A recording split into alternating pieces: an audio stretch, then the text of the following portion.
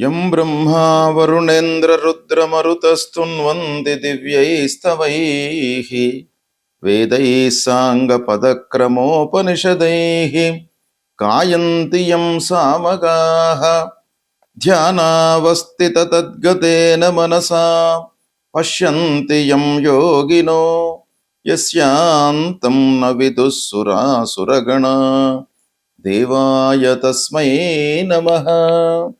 శ్రీ మహాగణాధిపతయే నమః. శ్రీ మహాసరస్వత్యై నమః. శ్రీ గురుభ్యో నమః. గురు గోచారము ఎలా ఉంది ఈ సంవత్సరము? ప్రధానంగా గురువు యొక్క సంచారము చాలా ప్రభావాన్ని చూపిస్తుంది జాతకుని పైన. అన్ని రంగాలలో అన్ని విధాలుగా గురువు యొక్క ప్రభావము ఉంటుంది కనుక గురువు యొక్క స్థానము ఏ స్థానంలో సంచరిస్తున్నాడు, మనకు ఏ రాశిలో ఉంటున్నాడు అనేటువంటిది చాలా మనకు అత్యంత ప్రధానమైనటువంటి అంశం. గురువు ముఖ్యంగా పూర్ణ శుభుడు, సంపూర్ణ శుభగ్రహము. కాబట్టి అలాంటి గురువు యొక్క సంచారము ద్వాదశ రాశుల వారికి ఎలా ఉంది అనే విషయాన్ని మనం తెలుసుకునే ముందు, ఈ సంవత్సరము గురువు రాశిత్రయ సంచారం చేస్తున్నాడు. అంటే 3 రాశులలో సంచరిస్తున్నాడు. జూన్ 2వ తారీఖు వరకు మిథున రాశిలో సంచరిస్తున్నాడు. తదనంతరం కర్కాటక రాశిలోకి ప్రవేశిస్తున్నాడు. అక్టోబర్ 31 వరకు కర్కాటక రాశిలో ఉంటూ మళ్ళీ సింహరాశిలోకి ప్రవేశిస్తున్నాడు. ఇలా 3 రాశులలో సంచరించడం అనేటువంటిది చాలా అరుదుగా సంభవిస్తుంది. ప్రతి సంవత్సరం ఇలాంటిది జరగదు. అప్పుడప్పుడు 12 సంవత్సరాలకు ఒకమారు అలా జరిగే అవకాశాలు ఉంటాయి రాశిత్రయ సంచారం కనుక ఇది ప్రాధాన్యాన్ని సంతరించుకుంటున్నటువంటి సంచారం. అయితే ఈ సంవత్సరము గురువు 2 జూన్ 2026 రోజున రాత్రి 1:45 అంటే 1వ తారీఖు నాడు అర్ధరాత్రి దాటిన తర్వాత 1:45 నిమిషాలకు కర్కాటక రాశిలోకి ప్రవేశించి 31 అక్టోబర్ 2026 వరకు కర్కాటక రాశిలో సంచరిస్తున్నాడు. కర్కాటక రాశి బృహస్పతికి ఉచ్చస్థానం, అంటే ఉచ్చస్థానంలో సంచరిస్తున్నాడు అన్నమాట ఈ సమయం లోపల. అయితే ప్రవేశించినటువంటి సమయంలో మూలా నక్షత్రము ధనుస్సు రాశిలో సంచరిస్తున్నాడు. పునర్వసు 4వ పాదం, పుష్యమి 1, 2, 3, 4 పాదాలలో, ఆశ్లేష 1, 2, 3, 4 పాదాలలో సంచరిస్తున్నాడు అన్నమాట ఈ సమయం లోపల. అయితే ఈ కాలము మేషాది ద్వాదశ రాశుల వారికి ఎలాంటి ప్రభావాన్ని ఇస్తుంది అనే విషయాన్ని మనము కూలంకషంగా విశ్లేషించి తెలుసుకుందాం. కుంభరాశి వారికి గురు గోచారం ఎలా ఉందో తెలుసుకుందాం. 2 జూన్ 2026 నుండి 31 అక్టోబర్ 2026 మధ్యకాలంలో గురువు కర్కాటక రాశి అయినటువంటి ఉచ్చస్థానంలో సంచరిస్తున్నాడు. ఈ సంచారము కుంభరాశి జాతకులకు ఎలా ఉంటుంది అనే విషయాన్ని మనం చూసినట్టయితే కుంభరాశి వారికి 6వ స్థానం అవుతుంది, అంటే 6వ స్థానంలో సంచారం అన్నమాట. ఇది ప్రతికూలమైనటువంటి ఫలితాలను ఇస్తోంది. ఇక కుంభరాశి అధిపతి శని, కర్కాటక రాశి అధిపతి చంద్రుడు. శని చంద్రులకు శత్రుత్వం ఉంది కనుక శత్రుస్థానంలో సంచరిస్తున్నాడు. అయినప్పటికీ గురువు ఉచ్చస్థానంగా మనకు చెప్పబడి ఉంది కాబట్టి కొంతవరకు మంచి ఫలితాలను ఇచ్చే అవకాశమే ఉంటుంది. సువర్ణమూర్తిగా సంచరిస్తున్నాడు. 12వ స్థానం విపరీత వేదగా ఉంది కాబట్టి వీటన్నిటినీ క్రోడీకరించి మనం చూసినట్టయితే 6వ స్థానము శత్రుస్థానం. శత్రుస్థానంలో సంచారం గనక కొంత గిట్టని వారి మూలకంగా మనకు ఇబ్బందులు తలెత్తే అవకాశాలు ఉన్నాయి. ఫ్రెండ్ సర్కిల్తోని కానివ్వండి, ఆత్మీయులతో కానివ్వండి, మనం మాట్లాడేటప్పుడు, వ్యవహారం జరిపేటప్పుడు కొంత జాగ్రత్తగా ఉండాలి. కాకపోతే కొన్ని విషయాలలో సమస్యలు జటిలమయ్యేటువంటి అవకాశం కూడాను ఒక పక్కన కనబడుతుంది. శత్రువులపై మిగతా ఫ్యాక్టర్స్ను మనం లెక్కలోకి తీసుకున్నట్టయితే విజయం కూడాను మనకు అదే మోతాదులో కనబడుతుంది. విద్యార్థులకు కొంత ప్రెషర్ ఉంటుంది ఈ సమయం లోపల. ఉద్యోగస్తులకు పక్కవారితో పోటీతత్వం ఏర్పడుతుంది. కనుక మనము అలర్ట్గా ఉండవలసినటువంటి సమయము ఇది. 6వ స్థానంలో గురు సంచారం మూలకంగా మనము ఓవర్లుక్ చేసినట్టయితే ఇబ్బందులను ఎదుర్కోవడం అనేటువంటిది ఖాయం. కనుక ఉద్యోగస్తులు జాగ్రత్తగా ఉండాలి. వ్యాపారం చేస్తున్నటువంటి వాళ్ళు చిన్న చిన్న సమస్యలను ఎదుర్కొనేటువంటి అవకాశం.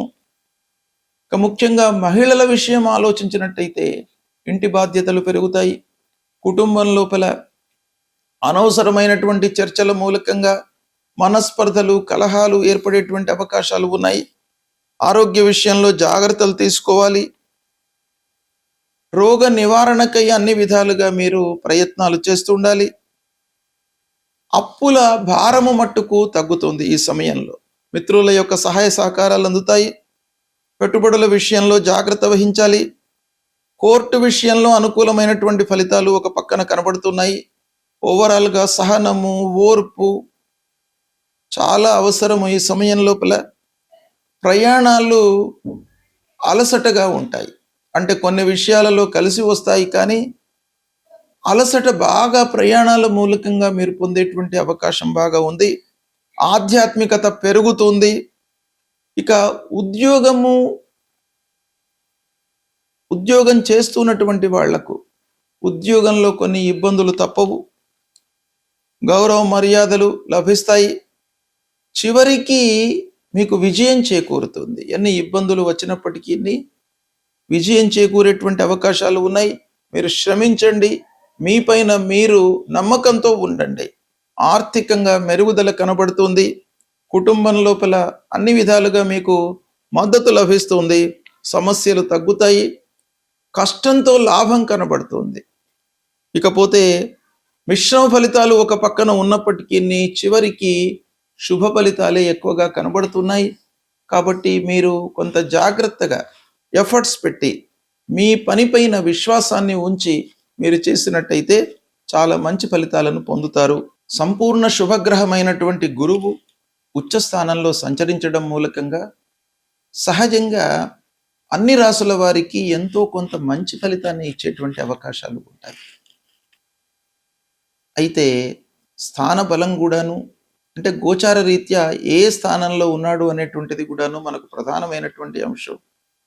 అంతేకాకుండా ఆ గురువు సంచరిస్తున్నటువంటి రాష్ట్రాధిపతికి, మనము జన్మించినటువంటి రాష్ట్రాధిపతికి ఎలాంటి సంబంధం ఉంది?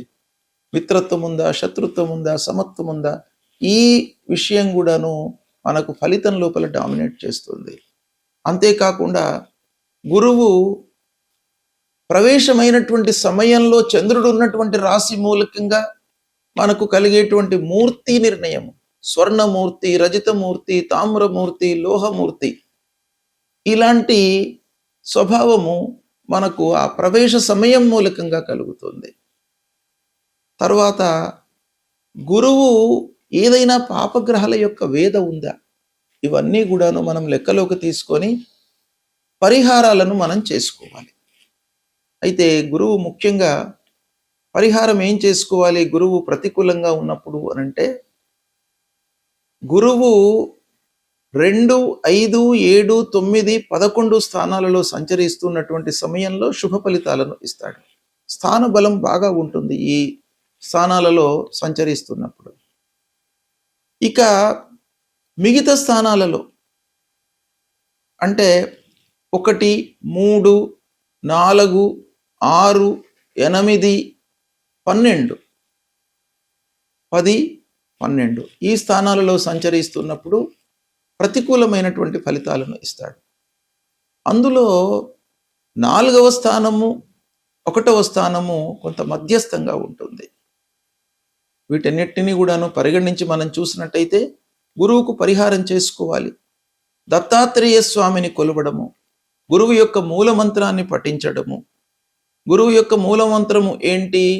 దేవానాంచ ఋషీణాంచ గురుంకాంచన సన్నిభం వందనీయం త్రిలోకానాం తం నమామి బృహస్పతిం అనేటువంటి మూల మంత్రాన్ని ప్రతినిత్యం కూడాను చదువుకోండి. దక్షిణామూర్తి స్తోత్ర పారాయణం చేయండి. గురవే నమః అనేటువంటి మామూలుగా మీరు ఒక మూల మంత్రాన్ని మీరు చదువుకోండి. చదువుకున్నట్టయితే గురువు యొక్క అనుగ్రహం లభిస్తుంది. అన్నిటికంటే కూడాను ముఖ్యమైనటువంటిది గురుర్ బ్రహ్మ గురుర్ విష్ణు గురుర్దేవో మహేశ్వర గురు సాక్షాత్ పరబ్రహ్మ తస్మై శ్రీ గురవే నమః. గురువులను మీరు పూజించండి.